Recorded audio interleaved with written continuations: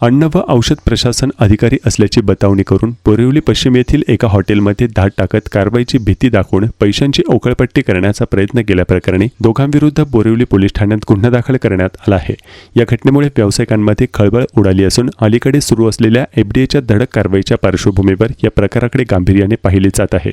पोलिसांनी दिलेल्या माहितीनुसार विजय बबन जाधव वय 42 राहणार एक्सर रोड बोरिवली पश्चिम आणि स्वाती विक्रांत तुलसनकर वय 30 राहणार वसई यांनी 26 जूनच्या रात्री बोरिवली पश्चिम येथील मंदपेश्वर रोडवरील आहार हॉटेलमध्ये जाऊन स्वतःला एफडीए अधिकारी असल्याचे सांगितले। त्यांनी बनावट सरकारी शिक्के, बनावट ओळखपत्र तसेच भारत सरकार असा बनावट लोगो असलेल्या वाहनाचा वापर करून हॉटेल कर्मचाऱ्यांना धाक दाखवला आणि तपासणीच्या नावाखाली कारवाई करत धमकी देत पैशांची मागणी केल्याचा आरोप आहे। हॉटेल व्यवस्थापनाला संशय आल्याने त्यांनी तातडीने बोरिवली पोलिसांशी संपर्क साधला। त्यानंतर पोलिसांनी दोघांविरुद्ध सरकारी अधिकारी असल्याचे भासवणे, बनावट कागदपत्रांचा वापर आणि फसवणुकीचा प्रयत्न आदी कलमांखाली गुन्हा नोंदवला आहे। आरोपींना चौकशीसाठी नोटीस बजावण्यात आली असून प्रकरणाचा अधिक तपास सुरू आहे।